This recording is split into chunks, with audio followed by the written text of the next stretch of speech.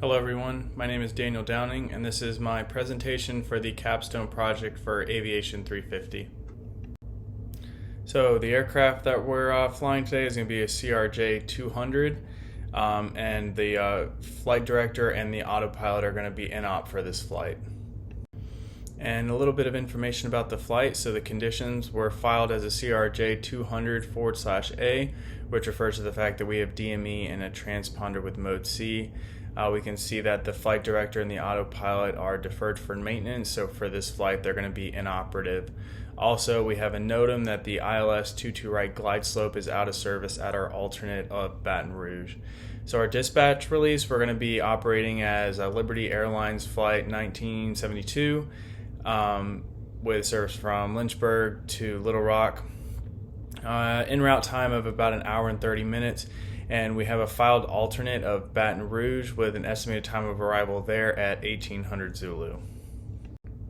So looking at the TAF for our alternate, we can see that at the time that we would be arriving there, if we had to, we can see temporarily from on the 12th from 1800 Zulu to 2100 Zulu on the 12th, we can see that the forecast is going to be 1 statute mile visibility.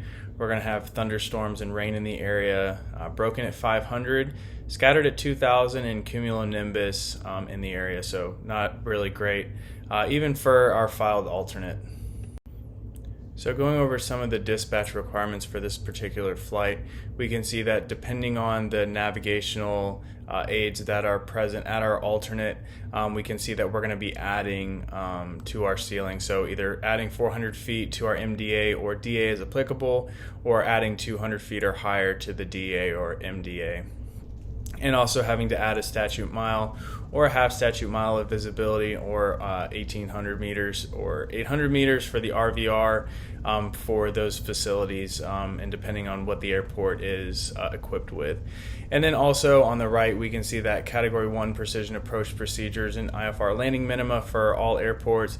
We can see that we are authorized to conduct precision Cat 1 landing minima as low as 1800 RVR to approved runways without touchdown zone lights and or centerline lights, including runways with installed but inoperative touchdown zone lights and or centerline lights as provided.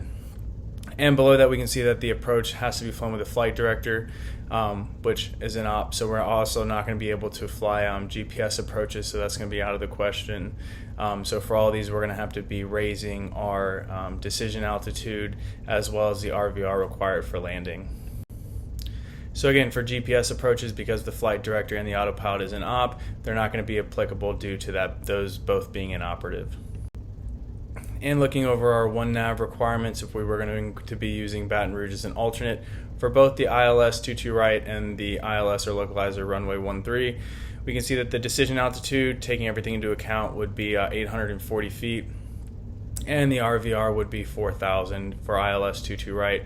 And then the ILS or localizer 13, taking all of those things into consideration, the decision altitude would be 667 and 1.5 statute miles of visibility. And next, using our 2NAV, taking everything into account from our FOM, we can see that the ILS for 22 right, decision altitude would be 640 and the RVR of 3200. And going over the ILS or localizer runway 13, taking our flight operations manual into account, the DA would be 467 and 1 statute mile of visibility. So taking everything into consideration, the TAF for the weather at the time of our arrival at the alternate, as well as the flight director and the autopilot being inoperative, yes, it would be legal for us to use Baton Rouge as an alternate.